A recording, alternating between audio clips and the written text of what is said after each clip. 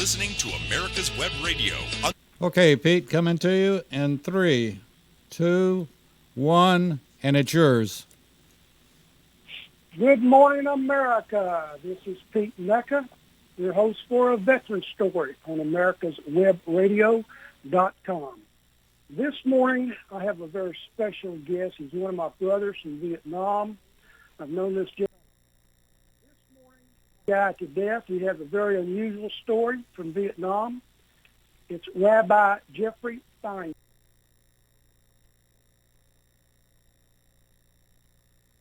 Pleasure to be with you.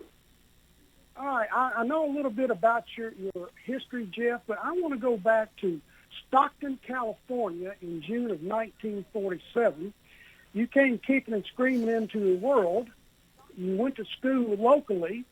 You rode your bicycle or walked to school, but then come along high school, and you loved a car that your grandfather gave you. Tell me about that car.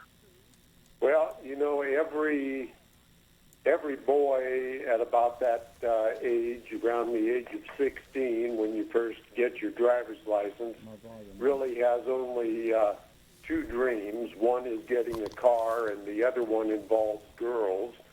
But my first dream at that time involved the car, and my grandfather had a 1948 Dodge Custom Royal that had set out in Santa Monica, California for many years, and he decided to give it to me, and I completely restored that car, and it was the fastest car in Stockton in 1965. And then one night my father came in, God bless him, and said, "I need to borrow your car." And I said, "Dad, be careful. It's very powerful." And he poo-pooed that and took it out and promptly totaled it. Thank God he wasn't hurt. But as kind of and I'm sorry, he bought me a Ford Falcon 4-cylinder, which did nothing but make noise. But you know, I did have wheels. But that's the story of my great car. Okay, I know after high school you went to the University of California, Davis, for a while.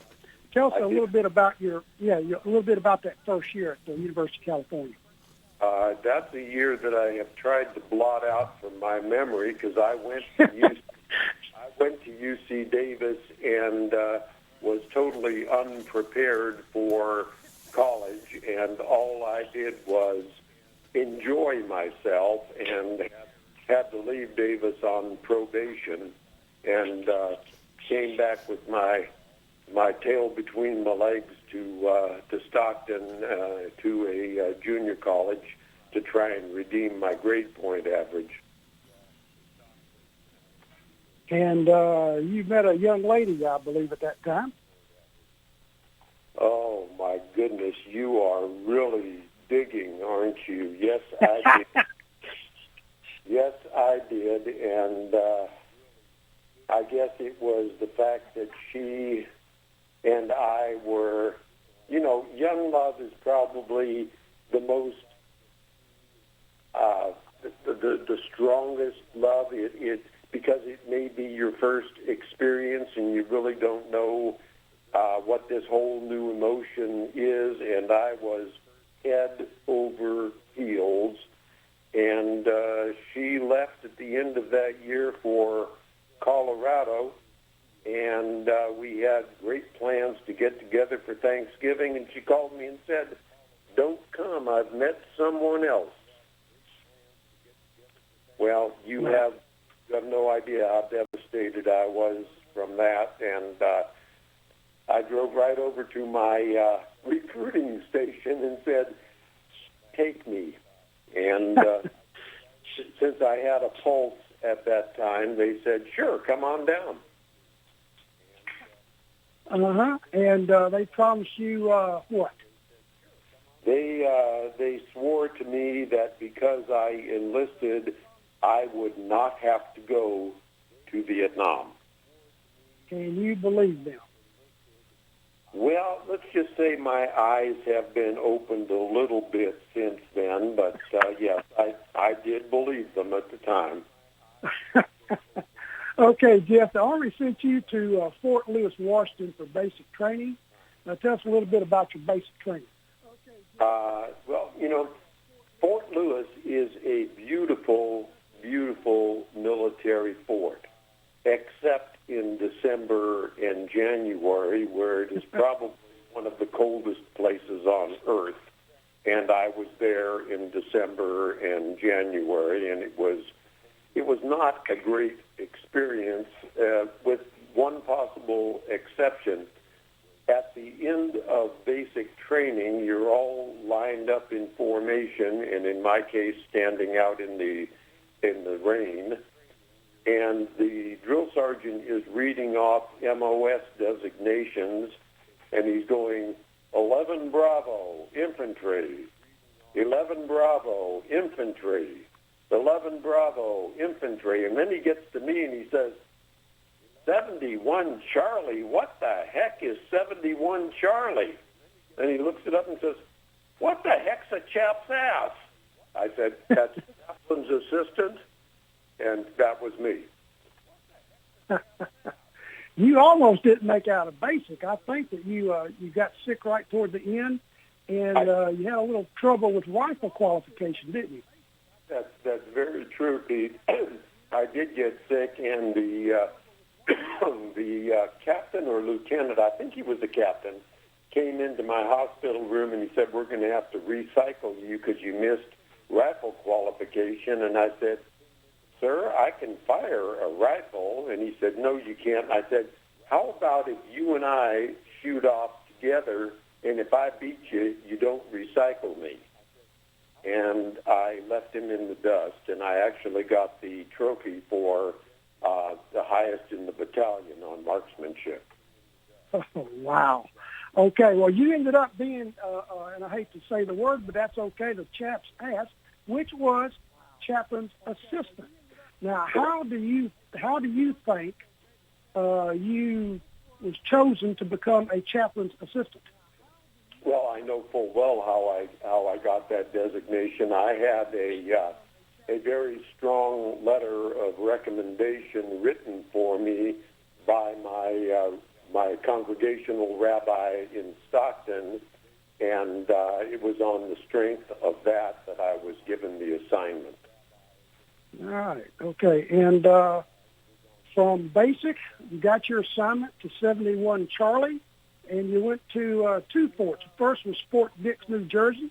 Tell me about that. Commonly referred to as Fort Dingaling, New Jersey. Is that the one you're talking about? Fort Dingaling, yes, sir. That's the one I'm talking about.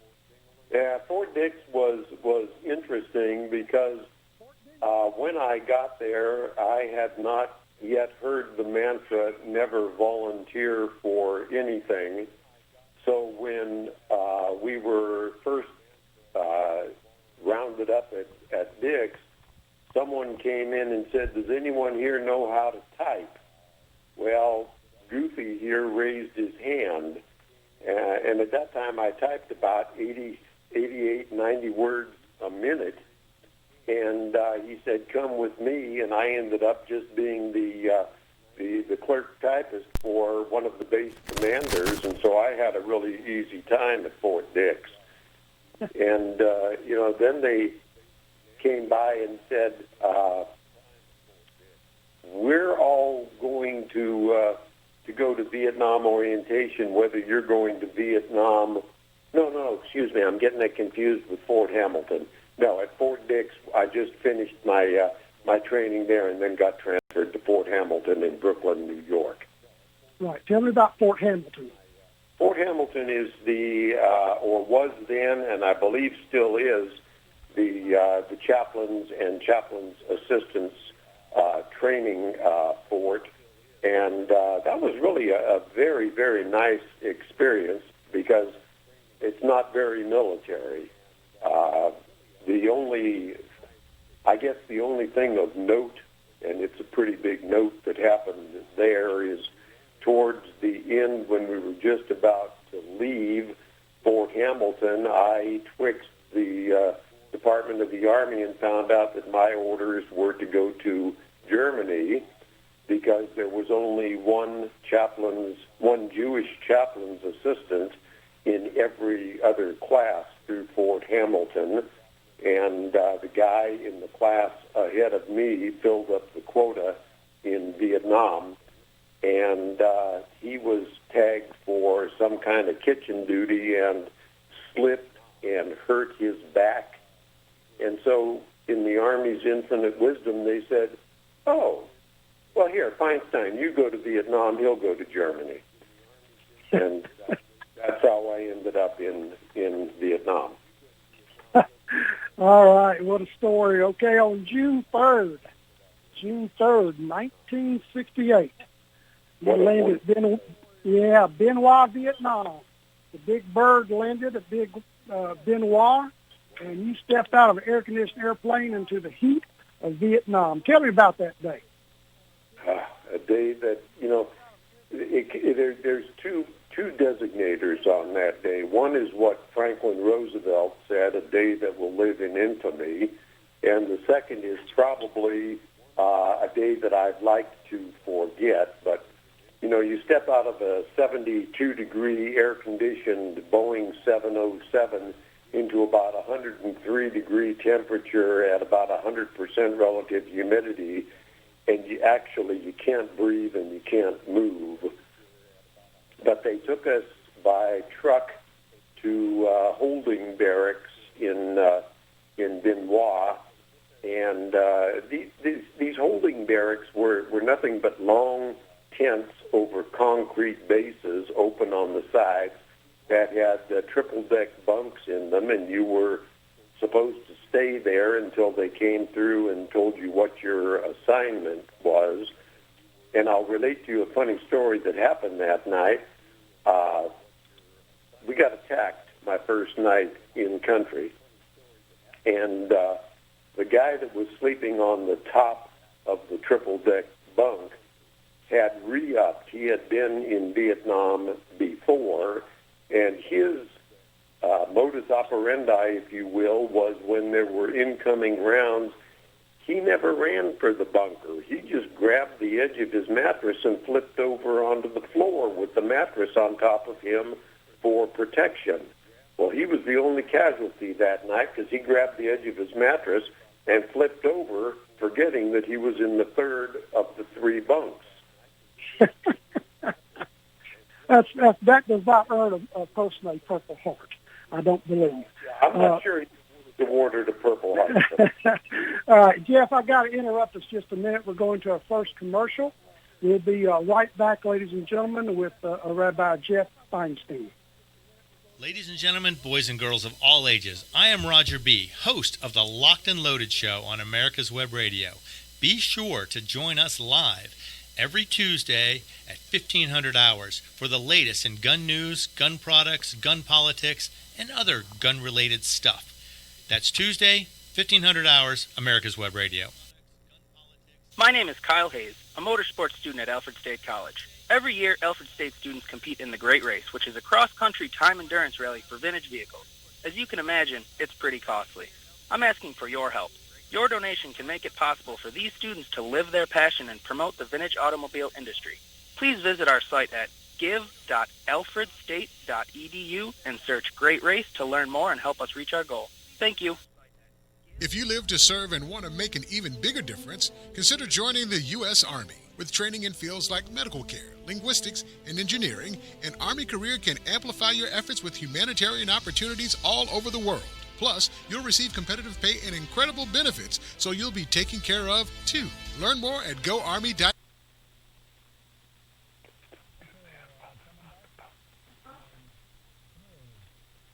Yeah, we can hear every word you're saying. Even when I'm talking to my wife? Yep. Yes, we can. Uh-oh. Well, then I'll reserve my comments.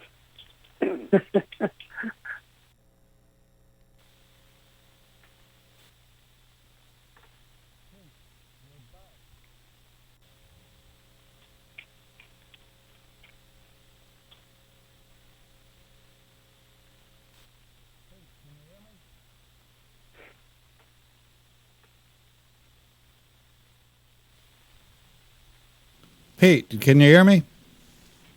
Yes, sir. Okay, we're back. All right, we're back with Rabbi Jeff Fienstein. We're going to get you out of Benoit. Let's take you to your first assignment on your second day in Vietnam after you went through an attack your first day, and you went to Long Binh. Tell me about Long Binh. Well, at that time, Long Binh, South Vietnam, was the headquarters for two of the major areas of the U.S. Army. USARV headquarters was there. United States Army Vietnam was there. And the headquarters of the 1st Logistical Command was also there. And I was assigned to the staff chaplain's office, the command chaplain's office, at the headquarters of the 1st Logistical Command. Now, we're in at that time, a third world jungle country, and the headquarters of both USARV and the 1st Logistical Command were 3-story glass and steel air-conditioned buildings that would not have looked out of place in any American city. Wow. I was asked by Veterans War History Org to ask you, name a few of the chaplains that you came in contact with and a couple of rabbis that you worked for. Well, I actually worked for the second-ranking rabbi in the United States Army, Colonel Jack Ostrovsky. I'm going to share a little bit of Jewish theology with you for a second, if you don't mind. Sure. We are told that there are a group called the Lamed Vavniks. It's a group of, I'm sorry to say this if there are any ladies listening, a group of men who are responsible for the maintenance of the world. They don't know who each other is, and when one passes, there is someone immediately to take his place. I believe that Rabbi Jack Ostrovsky was one of those individuals. He was an unbelievable individual. Not only was he moral and kind, but to give you an idea of how learned he was, by the time he was, I think, 3.5 or 4 years old, he could recite the Torah, which is the first 5 books of the Bible, in Hebrew from memory. Wow. But I was also the command chaplain at the chaplain's office at that time was a Colonel Lutgen, who was a Catholic priest and a wonderful, wonderful individual. And we had in and out third chaplains. There were 3 there at all times, and the third guy, I only remember one, and it was another Catholic priest, a Father Christoph, and I'll tell you a quick story about him in a second. But Colonel Lutgen was replaced by a Colonel Rowland, who was a Southern Methodist, and it hurts me to say this because I do not want to classify all Southern Methodists in this way. Colonel Rowland was the most bigoted individual I have ever had the displeasure of meeting. He hated Catholics, he hated Jews, and he hated blacks, and he made no bones about it. Wow. So it was difficult, and there were times when Colonel Ostrovsky had to take Colonel Rowland to the mat to get him to tone it down. Wow, that's... Yeah, it was unfortunate, and I would never have told you this story if Colonel Rowland were still amongst the living, but I can share that with you now because he is not. Okay. Now, there were only 5 Jewish chaplain teams in the entire country. Is that correct? That is correct. And my MOS at this time was changed to 71 Mike from 71 Charlie, and I was then elevated to chaplain's administrator. Okay. You covered, now most folks would say that you were at Long Binh. You didn't stay in Long Binh. You covered all four corps from the I Corps up where the Marines were all the way down to the Mekong Delta, right? That is correct. Rabbi Ostrovsky and I went, we traveled the entire country, and I used to say to Rabbi Ostrovsky, it's you and me, Rabbi, wherever you want to go, it's you and me, until we'd be flying in a chopper, and he'd look down at an LZ that was under fire, and he'd say, I wonder if there are any of our boys down there. Let's go down and check on it. And I'd look at him and say, if you go down there, it's you and God, because I'm not going. How often did that happen? It only happened, I think, 2 or 3 times, and then he realized that if I was with him, we weren't going there. Okay.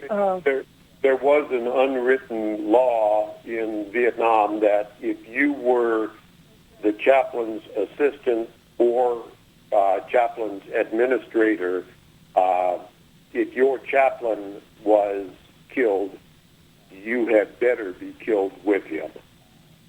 Wow. Were you allowed to carry weapons? I was. He was not. Did he? I'm sorry? Did he carry weapons? No, he was not allowed to carry weapons. Okay, all right. And he did not. Right. We did, however, have one rabbi in the country who was also airborne and a ranger. And he carried a 45 and an M16. and Rabbi Ostrovsky said to him several times, if you're armed, you're a target. He said, we're all targets. And it didn't bother him. Wow. So maybe you were like your chaplain's bodyguard in a way? That was your primary reason for being there, but it didn't happen all that often. In my case, as I said, 2 or 3 times only. But our primary responsibility, not our primary mission, but our primary responsibility was to assist with the conducting of services, assist with counseling, and, of course, then be the general secretary, if you will, to the chaplain. Yeah. Okay, very good. I know we lost at least one rabbi in Vietnam, Rabbi Morton Singer, I believe. Yes, and that was a great loss. He was a wonderful, wonderful individual. 32 years old, I believe. Well, at that time, 32 years old was ancient to me. That's true. That's true. How old? Yeah, how old were you? I was only 21. Okay. All right. Well, you were an old man. Well, to some of the people, I was an old man. That's correct. It's interesting that I could land in country 18 days before my 21st birthday, and I could get shot, but I couldn't buy a drink. I've heard that a lot. You had what you consider one of your worst experiences was when you had to counsel some prisoners at the Long Binh jail. LBJ didn't just stand for Lyndon Baines Johnson. It was the Long Binh jail. And, I remember vividly counseling one individual at the LBJ who was incarcerated on charges of killing his company commander. And I looked at him and I said, did you do it?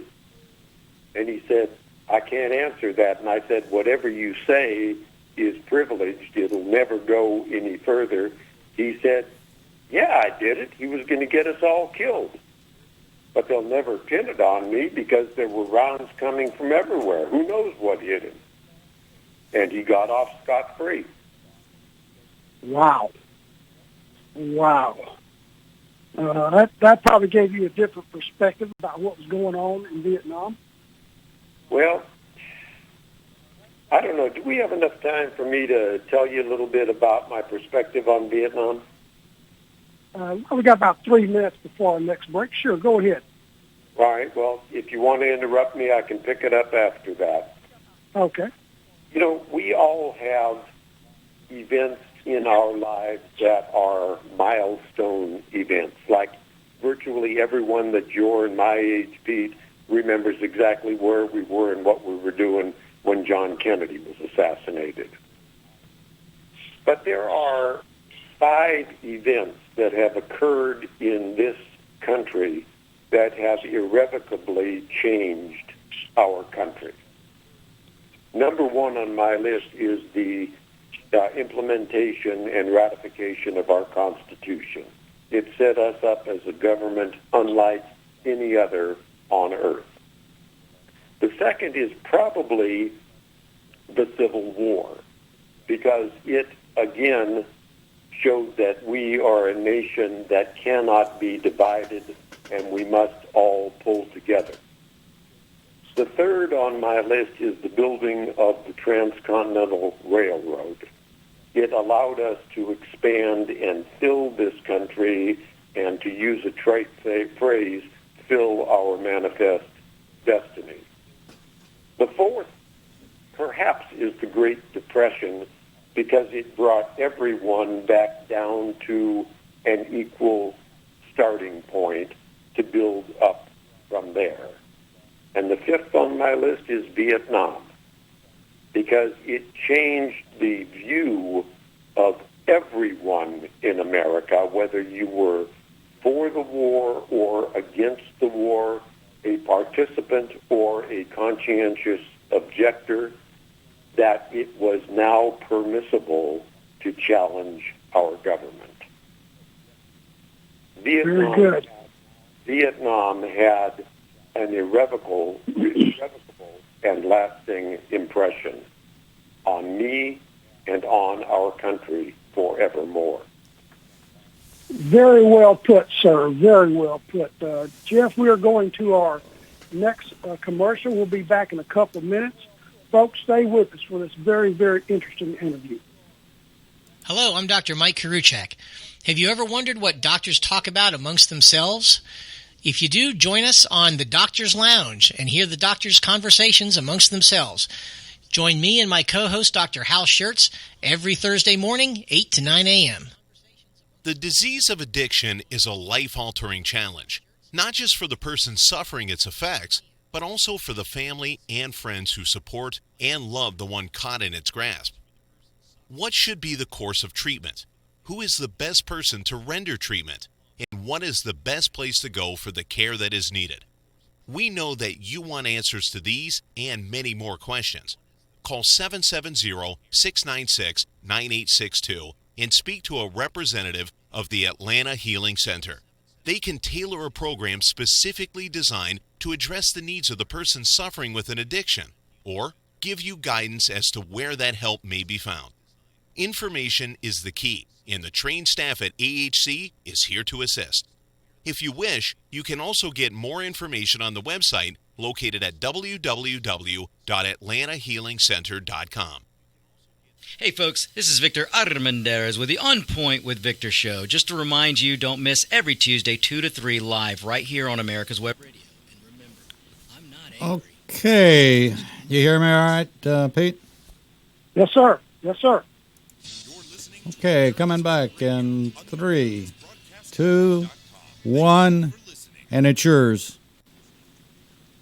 Okay, we are back with Vietnam veteran Rabbi Jeff Fienstein. Jeff, this is a delicate subject here, but I want you to tell the folks about it. They need to know. Tell me about the time that you went to Da Nang to visit the mortuary. Oh, wow. That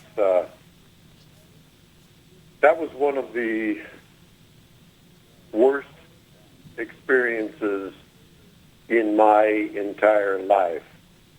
The Da Nang mortuary was an area where it was required to visit to identify certain individuals. There were rows and rows of cadavers of dead soldiers, and it fell upon me to go through there and identify Jewish casualties. And while most Jews in the U.S. military at that time occupied positions in the judge advocate's office or the medical corps or something like that, there were a significant number of Jewish combatants. And walking through a building that's the size of an airplane hangar and not hearing a sound leaves a very deep impression on you, and it was something that I hope and pray I never have to do again, and I hope and pray nobody ever has to do that again. It was a very unsettling experience, and one that I still visit sometimes in evenings and nights when I cannot sleep. It is not PTSD. It is just a very vivid memory that I sometimes recall. Yes, sir, Jeff. I think we all have those memories. Now, tell me about something a little bit more pleasant. The Passover you did at Da Nang.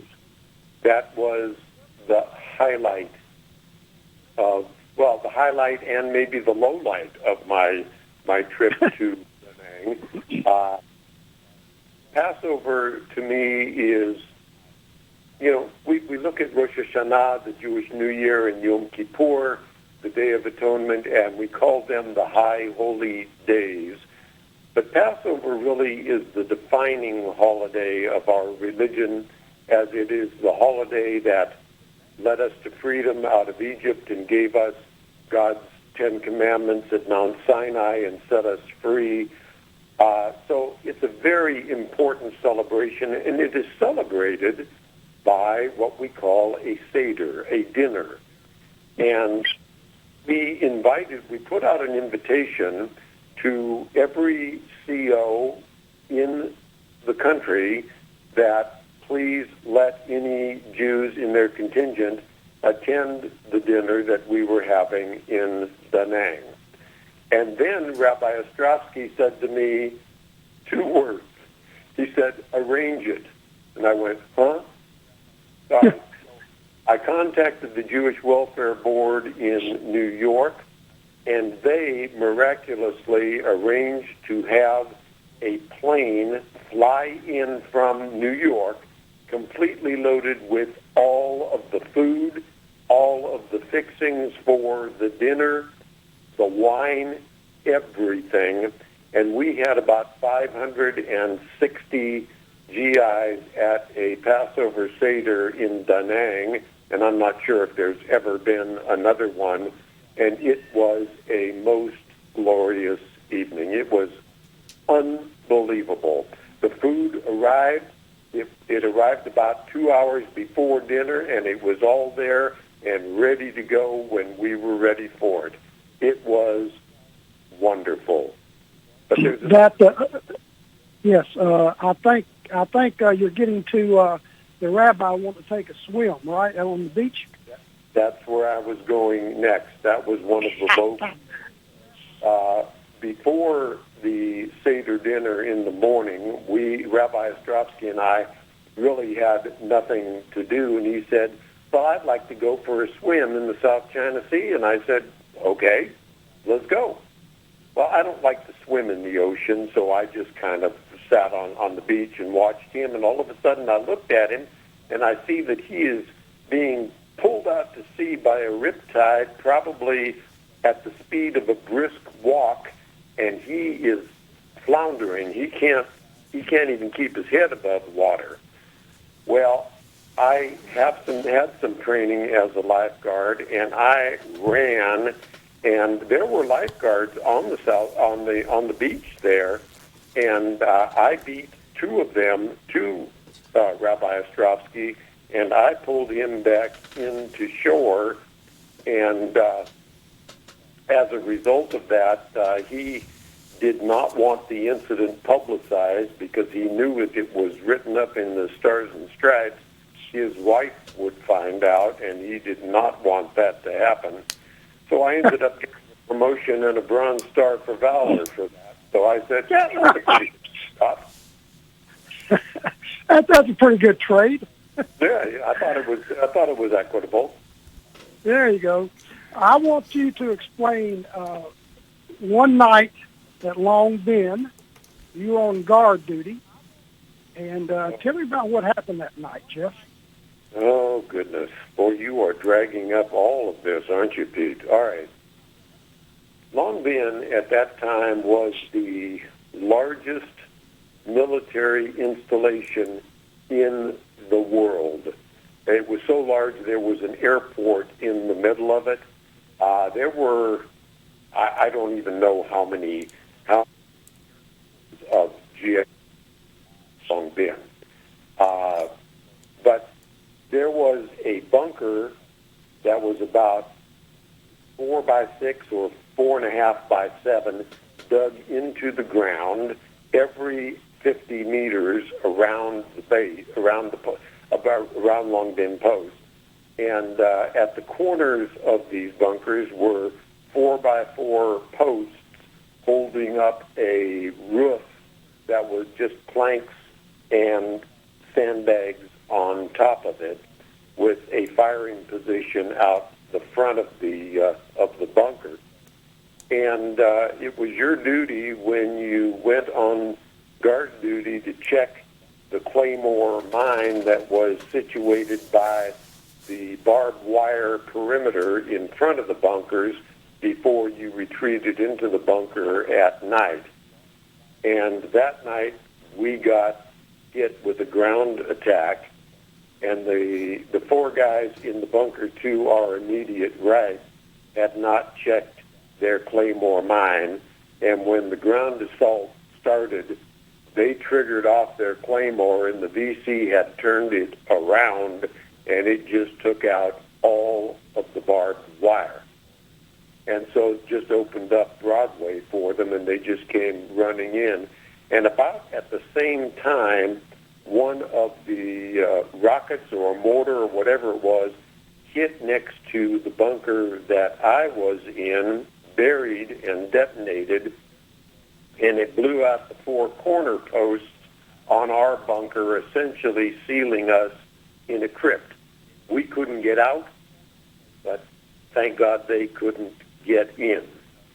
And in the morning, the guys on both sides of us, unfortunately, did not survive, but they dug us out, and we were all fine until you looked into the bunker and you saw. Now remember, this is about a 4 by 6 or a 4.5 by 7 foot space with 4 guys in it.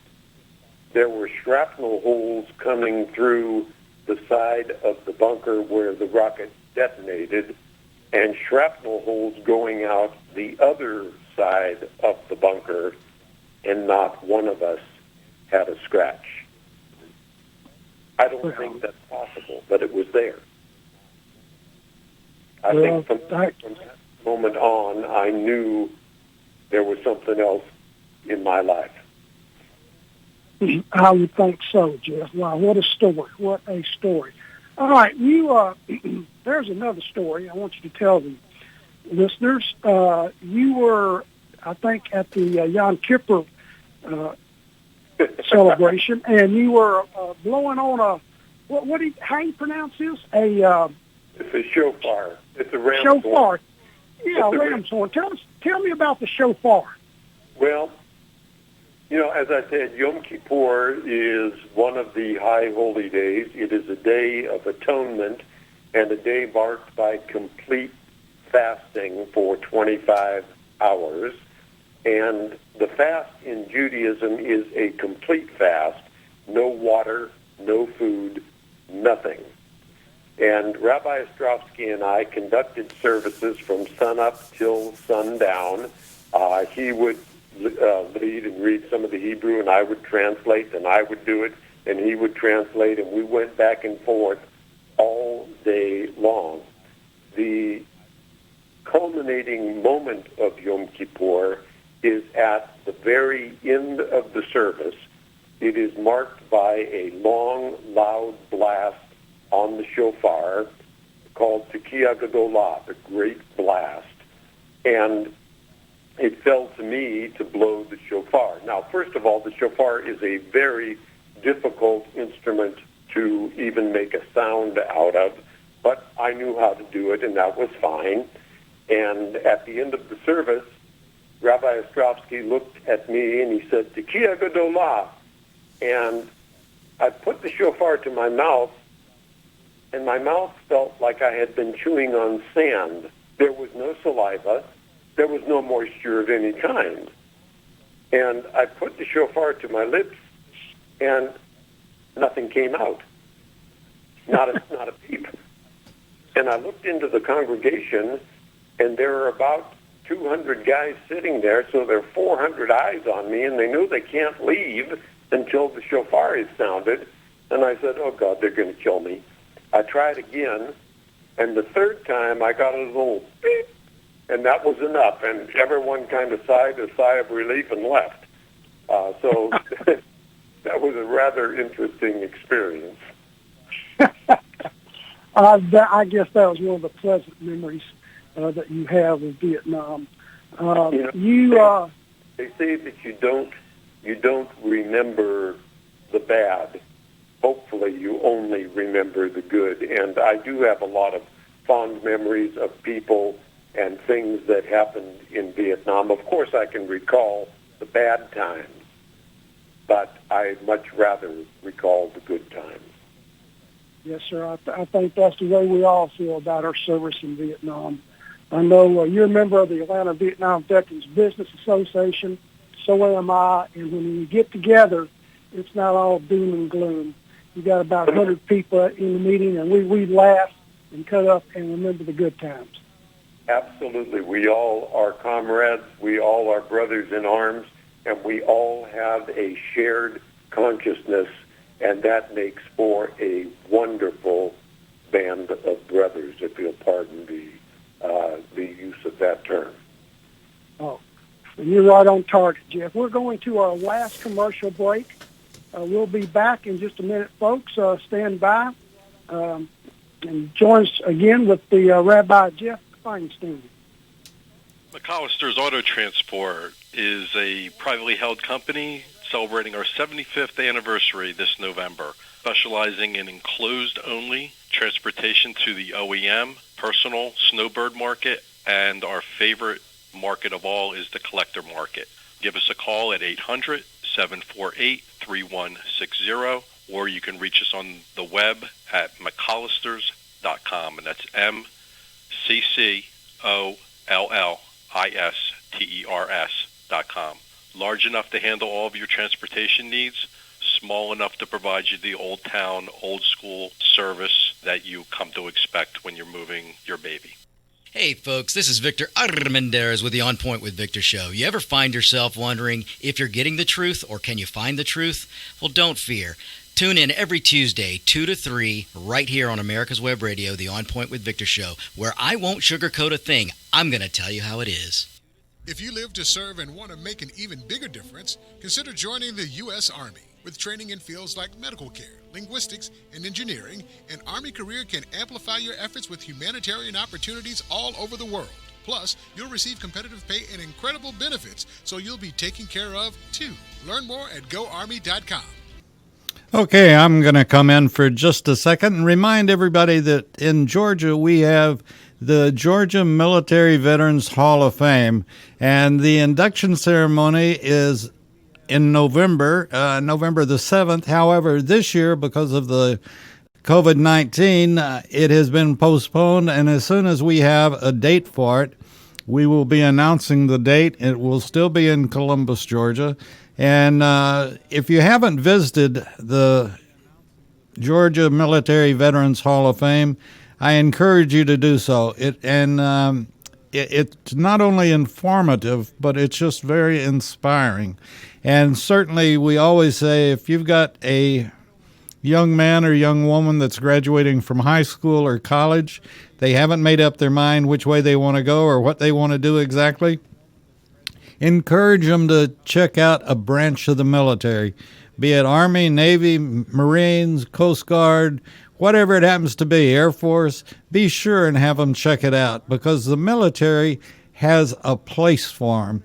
No matter what their interest is, the military has a place for them, and we certainly encourage that. And Pete, want to thank you for a great guest, and Rabbi, we appreciate you coming on America's Web Radio. So with that being said, I'm going to turn it back to Pete. All right, David, thank you very much.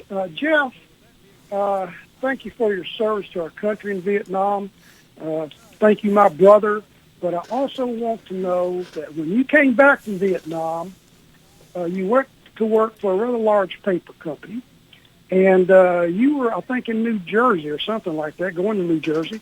And you were picked up by a rather large limousine. Tell me about that day. Interesting day. I was doing some training for one of or presentation to one of our satellite companies, and I got picked up at Newark Airport in a stretch limo that I think was about a half a city block long. I'd never seen a car that size. And, they immediately put me in the back, and I rode to do my presentation. And getting back in to go back to the airport, I said, I'm not sitting all the way back there. So I got in the front with the driver, and on the way back to the airport, we, of course, started a conversation. And he looked about the same age as I was, and I said, were you in the service? He said, yeah. I said, did you serve in Nam? And he said, yes. I said, when were you there? He said, 68 and 9. I said, so was I. I said, where were you? He said, Long Binh. I said, so was I. I said, what did you do? He said, I'm a chopper pilot.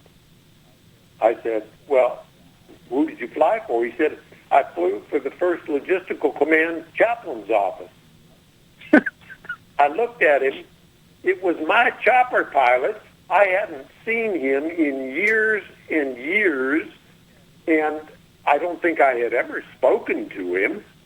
And we didn't go right back to the airport. We stopped at a pub and shared a few beers before we went to the airport.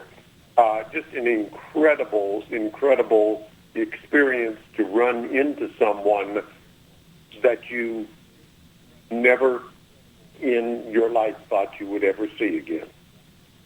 That's fascinating, absolutely fascinating. Jeff, diabetes got a hold of you when you were in Vietnam, and you ended up at the Letterman Army Hospital for about 2 months. Correct. Yeah, and you received a medical discharge. So tell me a little bit about yourself after you got out of the hospital and once again became a citizen. Well, Agent Orange is one of the most devastating things that ever happened to any GI anywhere. And the worst part about it is they covered it up. So, yes, I became a diabetic while I was in Vietnam. As a matter of fact, as a little side note there, I went from 232 pounds to 164 pounds in 5 weeks. That'll tell you when my diabetes onset. And wow. I have, when I checked into Letterman General Hospital, they were going to put me in a ward. And I don't think I've told this story to anyone. I heard a voice behind me say, no, put him up on the 11th floor. There was an endocrinologist. I think his name was Stephen Globerman. I'm not sure what his name was. Anyway, nice Jewish doctor there. He said he recognized who I was, and he put me up on the general's floor. I had a magnificent Presidio and the Golden Gate Bridge, and it was not a bad place to be for a while. Oh, that's interesting. And you were in business for a while, but then you decided you got tired of chasing the almighty dollar, and you decided to go to seminary. Is that correct?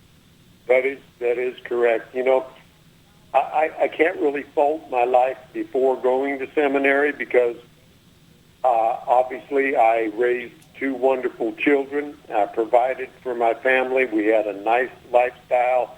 Problem is it wasn't fulfilling for me at all. And so I decided that we need to make a 180-degree change, and I have never looked back. I am delighted that I chose this career path. I think a lot of people are grateful that you did. Now, getting into your final thoughts, I'm going to read you something from the story I wrote about you.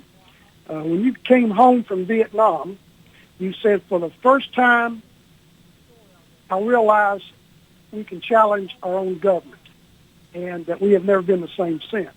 You said, when I went to Vietnam, I was a little bit to the left of Jesus Christ.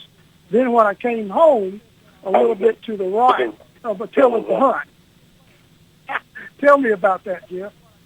Well, you know, there are a number of things you can say about the two divisions in this country, liberal and conservative. I guess one of them is, what is a conservative? It's a liberal that got a job. I'm sorry if I'm getting political. I shouldn't. But, you know, it opens your eyes to the way things really are rather than the way things people tell you they are. There is nothing that changes your mind faster than seeing it for yourself. And seeing the forces at play in Vietnam and seeing what had happened to my country while I was gone for a year cemented my place pretty far right. All right. Okay. Well, I'm pretty sure that Vietnam helped make you the man that you are today. I don't think anyone who went to Vietnam was not completely changed by the experience. Well, I think you're right, Jeff. You were only in the military for a year and 9 months, yet obtained the rank of E6. How'd you get E6 in such a short time? Well, when I got to Vietnam, I was immediately put into an E4 slot, so I had that rank. I was elevated to E5 about 6 months through my service through merit. And then when I saved Colonel Rowland's life, not Rowland, excuse me. Oh, that was a terrible slip. When I saved Rabbi Ostrovsky's life, I got the promotion to E6. Okay, all right. You know, we do tend to forget the bad and focus on the fond memories. What is your fondest memory of Vietnam? Well, at the risk of sounding flippant, it would be coming home. But I guess my fondest memory of Vietnam is not just one memory. It's a collective memory of all the wonderful people I met and served with while I was there. I met some outstanding individuals, and they helped me get through that terrible year. Without them, I don't know that I would have made it. So, you know, there are things that you remember. One of my worst memories is going back to Vietnam a couple of years ago. It was terrible. Really? There is an individual, as a writer, you know who Herman Wouk is. Oh, absolutely. Herman Wouk said, it's the winners that write the history. Well, the Vietnamese won that war, and they have completely rewritten history. I should never have returned. Really? You want to tell us a little bit about it? Well, I went everywhere from Hanoi down to, and I will never call it Ho Chi Minh City. It's still Saigon. But in Hanoi, of course, everyone has to go to the infamous Hanoi Hilton. The only thing they say at that facility now is how badly the Vietnamese prisoners were treated by the French. There is no mention that it was a U.S. prison. Wow.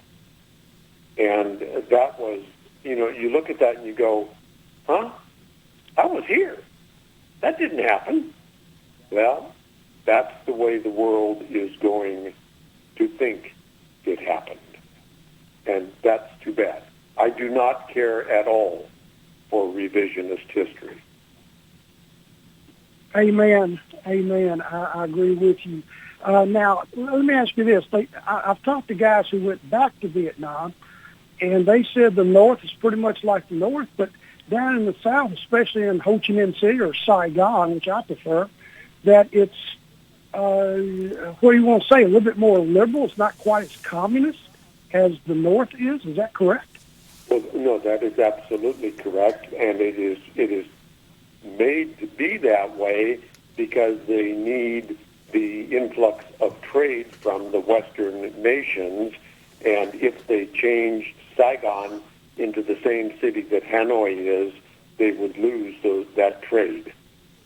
So yes, Saigon is much more open, much more Western, if you will, than Hanoi ever will be. Wow. You went all the way from the DMZ to the Mekong Delta, all 4 corps in Vietnam. I have been amazed to interview some guys that were like Marines in I Corps. They had no idea that there was a 2 corps, 3 corps, and 4 corps. They were just centered on their own little area, their own platoon, their own squad. They didn't give a hoot in hell. They needed to be for self-preservation. They could not. They had to be needle point focused. I fully understand that. Yeah, you were very fortunate that you got to see all 4 corps. I did, and we were lucky. We were lucky to know all 4. It was, it was like 4 different countries. Yeah. And it was. You can even include a 5th country in there when you get to the Central Highlands. Absolutely, and without war, Vietnam is a very beautiful country. Oh, it absolutely is. And it hasn't lost any of that beauty. It is still physically beautiful. Time, Pete. The whole earth is physically beautiful, Pete. Yeah. God, in his infinite wisdom, or her infinite wisdom, created a place for humankind to exist in peace and beauty. Shalom. Jeff, we're coming to the end of the program. Just want to ask you one question. Time. And a yes or no is fine with me. Would you do it again? Would I do what? This interview or go back to Vietnam? No, would you do Vietnam again? I don't Time, think I Pete. can answer that, Pete. At this stage of life, I would have to say no. Okay. All right. Jeff, we're at the end. Yeah, we're at the end of the program. Sorry to cut you off. Great interview. Join us next week, folks. Thank you very much. You're listening to America's Web Radio on the AmericasBroadcastNetwork.com. Thank you for listening. If your health insurance premium is more than your mortgage, Ellen Deal with Ideal Solutions is here to help. Whether you're a small business owner, individual, family, or baby boomer, email MAGA45CAG@gmail.com and I'll respond with 3 easy questions to help you determine if you can get away from Obamacare.